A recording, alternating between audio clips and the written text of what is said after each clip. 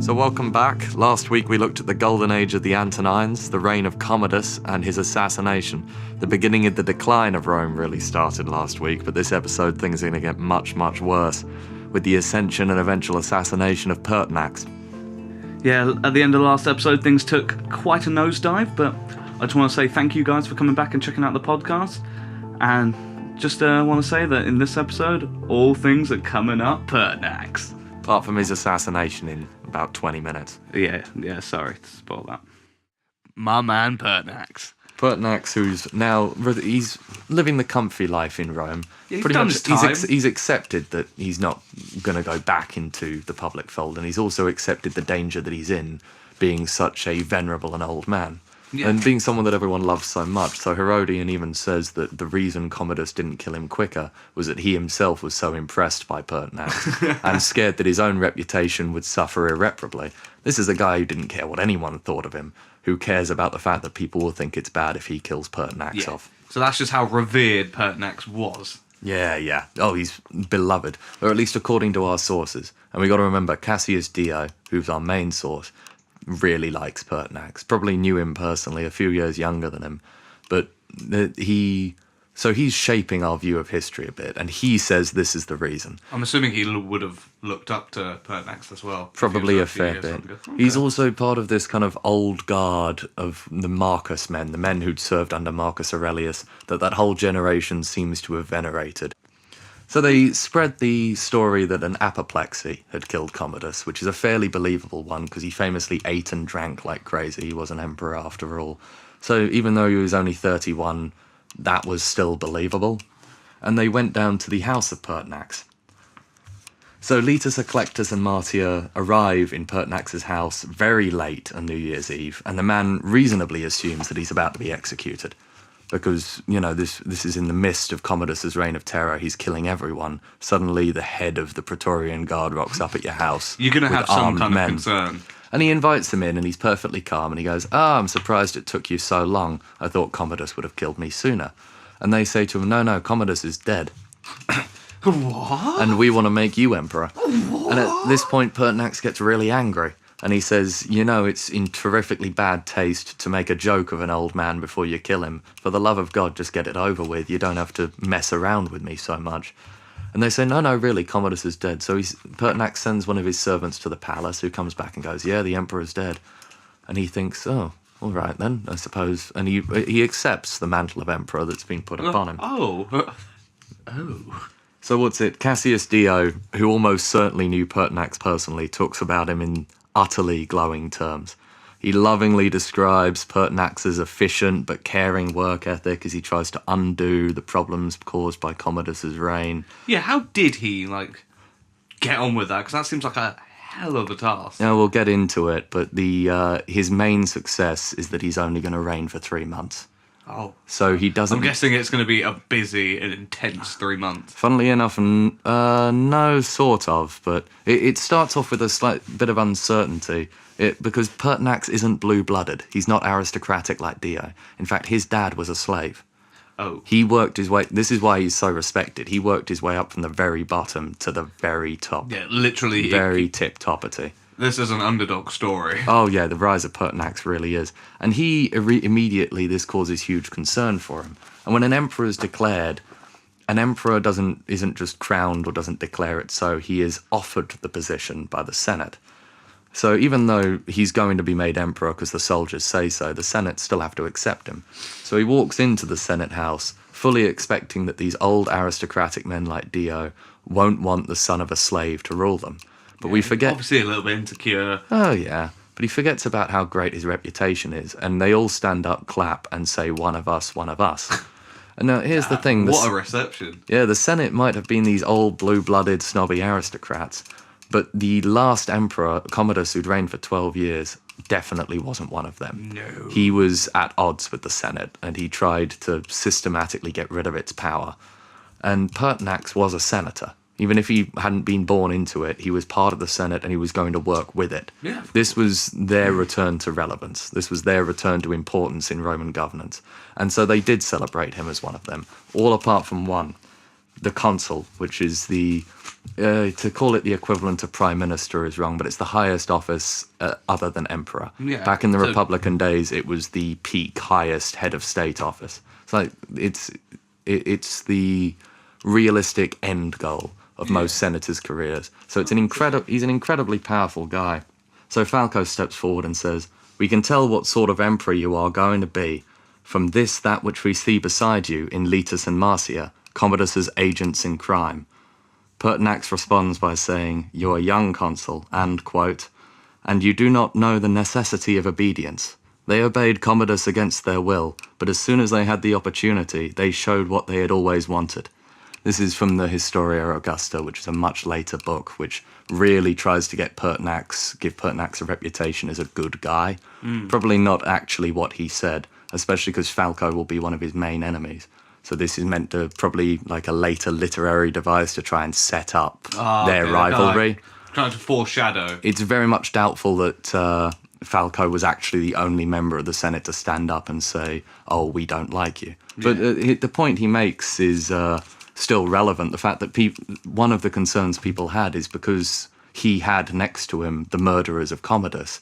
Why do you have these corrupt criminals that killed an emperor helping you? Why don't you put them to death like you should? And Pertinax's response is meant to be indicative of the kind of fair man that people thought Pertinax was, in that he says, well, these people would have faced a death sentence if they ever disobeyed Commodus, and they were the ones to kill him off. So they didn't share in his crimes as far as Pertinax is concerned. They liberated the Roman Empire.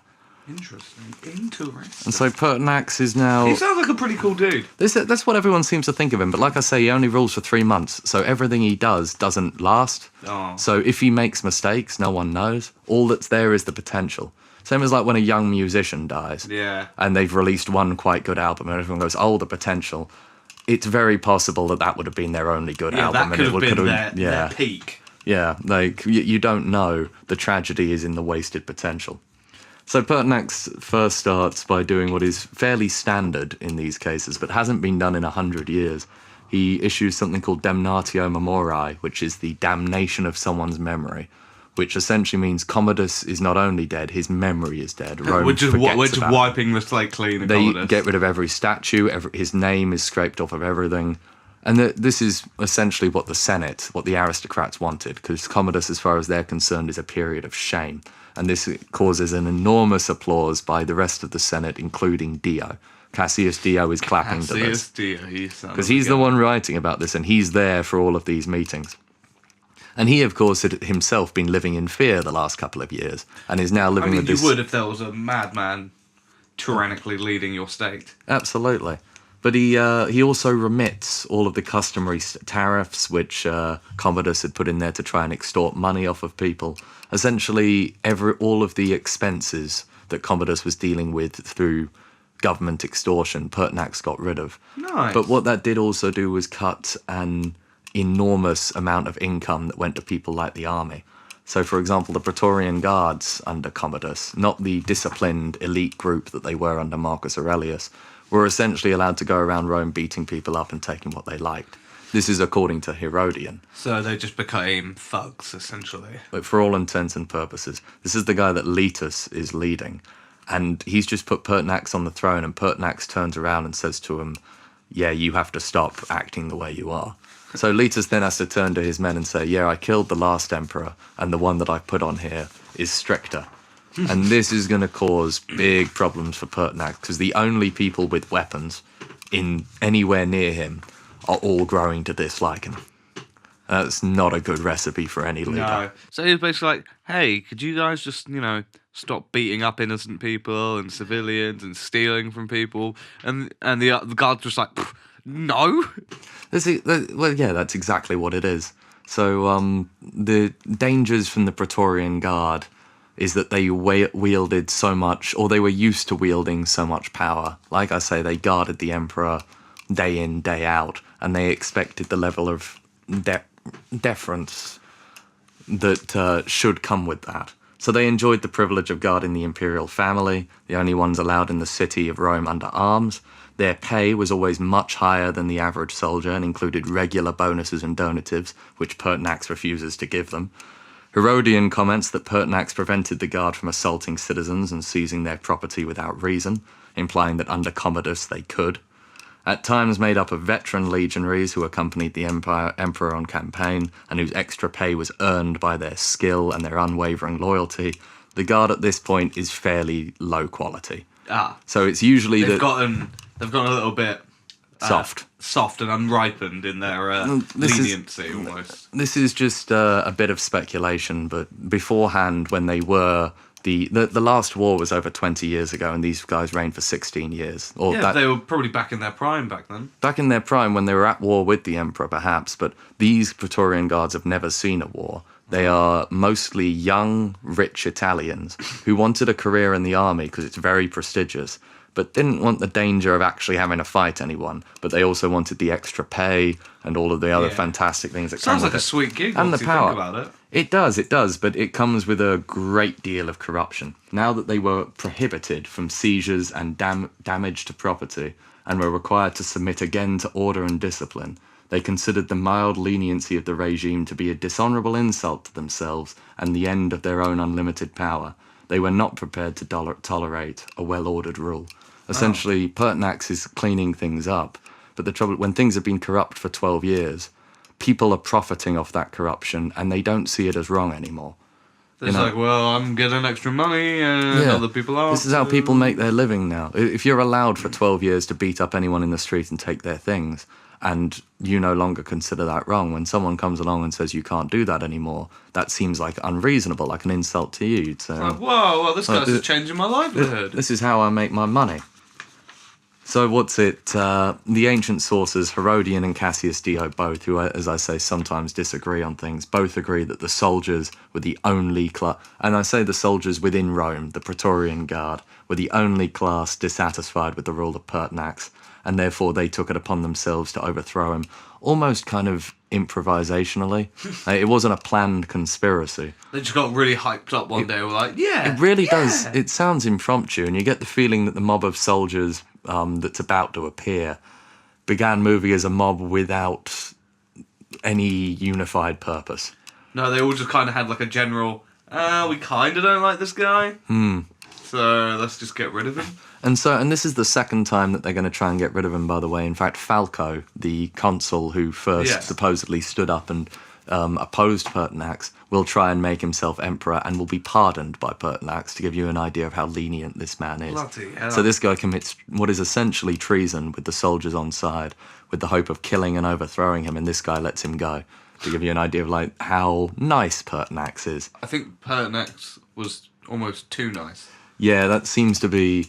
Well, it's either that or he was principled beyond his own desire to live, by the sounds of things in some ways. Because this is exactly what Herodian says about him. He says, after the Praetorians enter the palace, quote, being outnumbered and unarmed against a large force of armed soldiers, every one of his guards, the guards of Pertinax that is, deserted their posts at the outer door of the palace and the other entrances and fled. A few who remained loyal told Pertinax to escape and rely on the people to help him.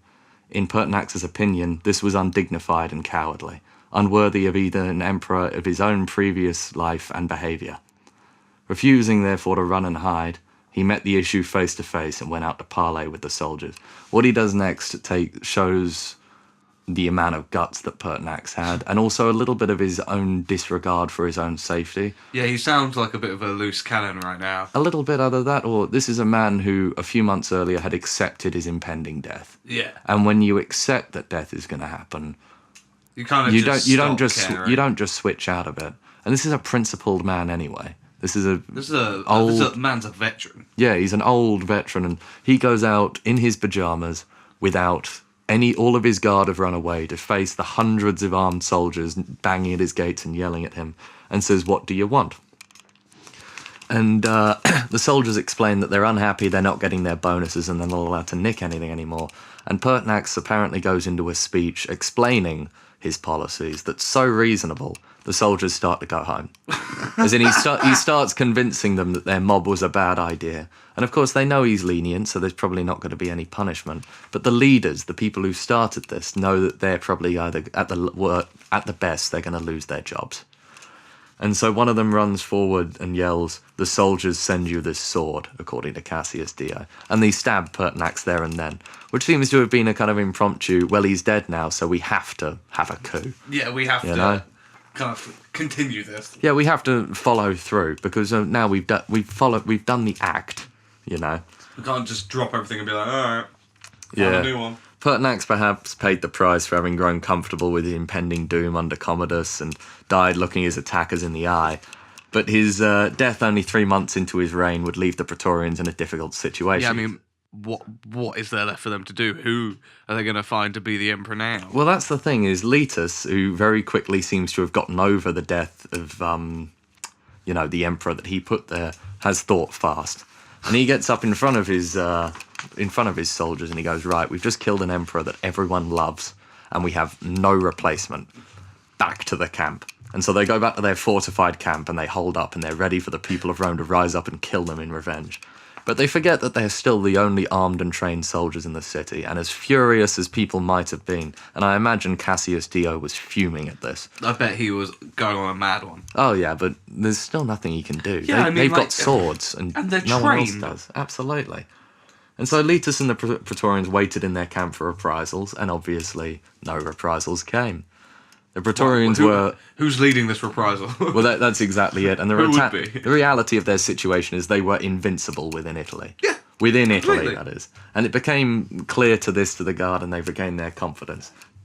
The Praetorians, whose status as top dog in the city had been reaffirmed, came up with a very unique and elegant solution to everyone's problems. Read their problems. Murder? If they could, well, they've already murdered someone, Oh. Jay. Now they need an emperor, and they need to install him before they can murder him. They came up with an idea that they would install a man on the throne if he paid a large enough bribe. They would effectively auction the empire to the highest bidder. So whoever wants to be in charge, that'll be 30 gold pieces. Oh, it's going to be much, much more than 30 gold pieces. Going one, 30,000 gold pieces. The amount of money that we're going to get into here is incomparable to anything today. It's huge. So they send the word out that they're selling the empire to the highest bidder, but within their own camp. And if anyone wants to bid, they should come to the Praetorian camp and let the Praetorians know. But they have within their midst already someone who is a candidate, as it were, in the camp, and that's someone who fulfills these certain requirements, who meets these conditions, and is in fact related to Pertinax. They're Pertinax's father-in-law, a man called Sulpicianus. How old is this man? This man is Pertinax's wife was probably younger than him, so probably Pertinax's age. We don't know. Fairly old man, Oh yeah, but forget Pertinax's wife was a little bit younger. not exactly ancient. Okay. You know. And he was the city prefect, so like the mayor of Rome. He'd been made that by Pertinax, and he'd gone to the Praetorian camp before Pertinax had died to see what was going on when they heard when the mob first arrived. He says, "I'll go to the camp and see how this started." He then, of course, hears about the death of his son-in-law and decides that he will throw in his lot to be the next emperor. Who knows if it was cynically to try and get power or if he thought he could stabilize things. Either way, he's now in the mix. He probably had many reasons. Okay, this whole business is going to infuriate Dio, who says, quote, "Then ensued the most disgraceful business, and one unworthy of Rome, for just as if it had been at some market or auction room, both the city and its entire empire were auctioned off. The sellers were the ones who had slain the emperor, and the would-be buyers were Sulpicianus and Julianus, who vied to outbid the other, one from outside and one from inside." Julianus, by the way, is going to be the eventual winner of this auction. And he was a very old and distinguished senator, somewhere between his mid-50s and 60s, and had enjoyed a really prestigious career. He'd governed the German provinces, which are the border provinces along the Rhine, for many years and commanded troops against the Germans. He'd done well in several positions, and he'd actually been consul, remember that highest position? Yeah. Him and Pertinax had been consul together, because there were two at once, and they'd be partners. So him and Pertinax were close partners at the peak of their career, and that had been about 17 years earlier. So Herodian calls him an ex-consul who was reputed to be a man of considerable means, read very rich. And it was getting towards the end of an evening of feasting when the news of the soldiers reached him while he was incredibly drunk. Saying that he was drunk was perhaps a way of explaining why such a distinguished and good man would ever lower himself to take part in this. But like he also says, very rich. Of all men in the Empire, this guy has a fairly good chance. Dio, who likely knew him personally because they were in the Senate together, describes him in slightly less warm terms as an insatiate money-getter and wanton spendthrift, so a lunatic for money, who was always eager for revolution and hence had been exiled by Commodus to his native city of Milan. Now, when he heard of the death of Pertinax, he made his way to the camp. So in his version, he'd been exiled to Milan. So he basically hears that his ex-partner, who'd somehow gotten the throne, has kicked the bucket, and he's like, oh, boys. Yeah. Now's my chance. Have a couple drinks. Let's see how this is all going down. It seems to be how things have gone down, and so the bidding contest between the two begins. Julianus is outside of the walls, because the Praetorians don't want to let him in. They're still a bit paranoid about opening the gates. Sulpicianus... just imagine he's just like outside the walls with like a little sign, just jumping up and down. Even better, no, he yells. But he can't yell loud enough to get inside the camp, so they put a guy on the wall, and as a kind of in-between, Julianus yells to this guy yells down to Sulpicianus, who then yells back to the guy, and this guy passes the message on. And they start bidding. How is that efficient in any way whatsoever? Oh, it's not, but it's how things are being done, and no one's coming to give them a better idea. Yeah, alright, let's just roll with it. And it is perhaps true that Julianus was drunk, although how he stayed drunk for the massive, massive journey from Milan to Rome for the entire time, God knows. But the bidding gets enormously high. In fact, Dio will say, quote, that they gradually raise their bids up to 20,000 sesterces per soldier as a bribe. Some of the soldiers would carry word to Julianus. Sulpicianus offers this much. How much more do you make? Until Sulpicianus in return, Julianus makes this much. And so the bidding goes up and up. And to give you an idea of how much money this is crippling. No one on earth owns this amount of money. In fact, Julianus will never actually give it all to them because it is ridiculous. This is for all 3,000 guard members. Many, many, many times their yearly pay. He's promising like an entire rich man's fortune to every single man. Oh my word. And it is because of this, because eventually it does get to 25,000 sesterces, which is ridiculous. I don't even know how to compare that to modern money. But when the Praetorians decide to end it and give it to Julianus, because they're scared that both men will walk away from the table if it gets any higher. Also, they've been previously considering the fact that Sulpicianus is related to Pertinax and might conduct some kind of revenge on them. Oh. Julianus is going to be 100% their puppet. Yeah. He's an outsider. And so we have and this is in like sarcastic quote marks, the winner, the guy who comes out on top. Does anybody really win in this situation? Well, no one's going to win for it. None of these guys are going to win. Julianus had won the support of the armed men of Rome to make him emperor, and keeping with the tradition that Julianus was drunk and of low morals, Dio reports a fairly unlikely tale, but nevertheless a rumour that was very prevalent at the time, that Julianus proceeded to mock Pertinax by going to his dinner, where Pertinax had apparently been killed before eating dinner, and gorging himself and getting very drunk and playing dice there all the day, whilst constantly mocking how stupid Pertinax had been. Which seems to me to be a bit of a rumour to make Julianus look bad. Like, that is a bit over the top, even for people who genuinely are a bit weird, you know? Yeah, that seems like it's very, very spiteful. And it's and not to spoil anything, but the reign of Julianus is difficult to judge because it's going to be very, very short. And his direct Shorter than Pertinax's. Oh yeah. This is word. Julianus. The moment he wins that auction, kind of signs his own death warrant. Yeah, I mean that does sound like they would just murder him pretty instantly. Yeah. The minute he doesn't start showing the insane amount of money he's promised. Yeah. Oh, it's not just that, but how dishonourable this all is. This is the idea of buying the empire is so disgusting. Yeah, it sounds heinous. Yeah. And of course, no one asked what the actual army thought, because the Praetorian Guards, like I said, the only armed men allowed in Italy. And as much as Italians during the Roman Empire like to think it was, Italy wasn't the only place. The man who would overthrow Julianus was exactly where we left him previously. Severus was with his brother, funnily enough, stationed along the Danube, and currently commanding the largest and most dangerous army in the empire. And we have to talk about how the legions were distributed a bit to get an idea of how large these armies are. I get a sense of this. So there are 4 exceptionally powerful groups within the Roman Empire. There are Severus's Danube legions. Yeah. These are the ones that run along the Danube River, the Balkans, up through to modern Austria and the Alps. The absolute hardened veterans. These are the largest, and they're referred to by Herodian as the Empire's best soldiers and dullest men. Little bit of Greek snobbery there. Largely of what they'd call barbarian stock, meaning they were the least Roman in many ways. The next most powerful are the Eastern legions, which are deployed throughout Turkey, Syria, Palestine, and Egypt, or what was back then the eastern provinces of the Roman Empire.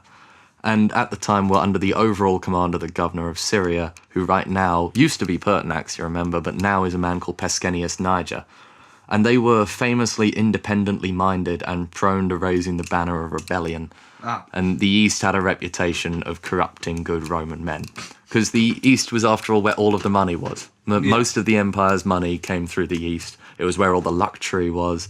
This is where the people were least integrated. It was largely semi-independent princes and city-states who spewed all kinds of dangerous non-Roman ideas and were always ready to try and retake their freedom. The third big group is Julianus's old command, the Rhine legions, who go along what is today the French-German border. And they fought similarly and against the same enemies as the southern Danube legions, and had spent the last century largely stationary along what was called the Limes Germanicus, which was basically a defensive line to stop German troops, or German raiders rather, these scary men we mentioned earlier with axes. The hairy men. Yeah, the hairy barbarians from coming over. And the fourth one, the smallest army, but still a really ferocious one, was on the island of Britain, where the governor of Britain, Clodius Albinus, governed 3 legions, roughly. And that was the very edge of the Roman world. A lot of them were conscript auxiliaries, we think, from the Middle East, but had very much developed lives in the kind of bitter cold of Hadrian's Wall. And these 4 groups of the Empire, none of them are happy with what's gone on. No, I can imagine they are not. That their Empire is getting torn about and essentially ripped from the ground up. And there's a bit of a lack of respect shown, because the Praetorians had a monopoly on armed violence within Italy, but the Greater Empire had a huge supply of politically minded soldiers with good ideas and, most importantly, weapons. An average of 3,000 Praetorians and about 165,000 other legionaries, with double that regarding auxiliaries, allies, allied kings and all that. And like I say, only 3,000 guardsmen in Rome, with a bit too much ill-deserved confidence in their own abilities. These aren't people who've seen actual battles. These are just fancy city boys who've picked up a sword and had done a couple of karate classes. Seemingly almost to a man. And for them, this job is really just a means of making themselves rich and having cool stories to tell at the pub. Yeah. And everyone has to, no one looks you in the eye in the street, and they all love that kind of stuff. Power junkies and greed. And it's at this point immediately that Dio and Herodian, but especially Dio, who's in the city at the time, starts talking about prophecies. And prophecies are huge to the Romans. Like I say, they read into literally everything. So these include things like Septimius Severus in Pannonia has a dream where everyone salutes him as emperor. And in one incident, a fine, large horse wearing imperial trappings carries Pertinax down the middle of the sacred way in Rome. This is during a dream that Severus has. And as it comes to the entrance of the forum, the meeting place, it throws Pertinax off, and then Severus gets on the horse. Read into the meaning of that as however you will. Dio also tells us that in these early days, and this isn't just Severus's dreams now, this is something everyone sees, that, quote, 3 stars suddenly came into view surrounding the sun when Julianus was in our presence and offering sacrifices. These stars were so very distinct that the soldiers kept continually looking at them and pointing them out to one another, while declaring that the entrance in front of some dreadful fate would befall the emperor. Essentially a way of saying that this was a portent, this was a prophecy that bad things were going to happen to Julianus, these 3 bright stars. A Pannonian priest of Jupiter, also interestingly at this point, won't stop babbling on about the fact that a black man will come and take the empire by force. I'd like you to remember that Severus here is half African and is working with mostly white people. So as far as black men go, this is what he thinks. So the brightest star, these 3 stars are obviously going to represent 3 people, as they always do. And the brightest one is Septimius Severus in modern-day Austria, receiving the letter that Pertinax is dead and Julianus is now emperor, and saying, can you please take a oath of loyalty to him and make your soldiers do the same?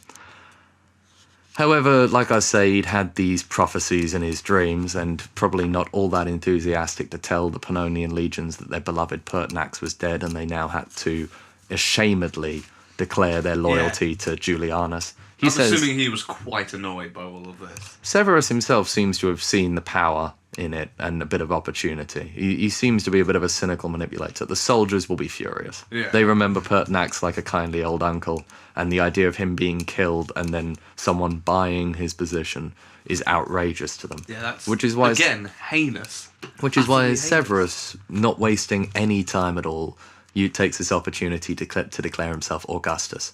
Augustus, by the way, how emperors referred to themselves as emperors, meaning the august one. The other title they often use is Caesar, although Caesar implies lesser than Augustus by one or so. Cool. Augustus was the best boy. Yeah. And Herodian says of this that it was in Severus's opinion that the murder of Pertinax ought to be avenged and punished. He realised that all the troops in Illyricum, which is another word for Pannonia, this area, remembered Pertinax's command. In the reign of Marcus, he had been appointed general and governor to the provinces and won many victories over the Germans with these troops. So like I say, these are his old war buddies. The entirety of Pannonia essentially unites under the command of Severus. And he had good reason to be confident in the fact that this was a good idea. He himself had the loyalty of a substantial number of the Danube troops who would all be on his side against the hated murderers of their beloved Pertinax. And the rest of the Danube legions weren't directly under his control, but were under the control of his brother, who was obviously going to support him. It's his brother. Yeah. His brother, by the way, is called Geta, and that'll be helpful later on. At the same time, in Rome, the actual people are showing their displeasure at this in the only way that they know how. Through the circus. And the circus and the Colosseum is where, along with the Forum, where Romans would gather to make protest or to basically air their views to one another. Despite his intimidating and rich bodyguard, Julianus couldn't leave his palace without being bullied by passers-by on the streets. And one of these days he goes to the theatre, or he goes to the Circus Maximus, the huge circus in Rome, and, quote, there spent the night and the following day without food or drink, shouting and calling upon the remainder of the soldiers, especially Pescennius Niger and his followers in Syria, to come to their aid. Later, exhausted by their shouting and by their fasting and by their loss of sleep, they separated and kept quiet, awaiting the hoped-for deliverance from abroad. This is what Herodian tells us about... that's what Dio tells us about the protest in the Circus Maximus that goes on. So he went to this... Julianus went to this protest. Julianus goes to the circus and finds... he just gets egged on. He gets slated, and the people there sit in the circus and refuse to be moved. It's basically a sit-in, peaceful protest. And they ask for Pescennius Niger, this man in Syria, to be their emperor. Oh. Niger, interestingly enough, is Latin for black.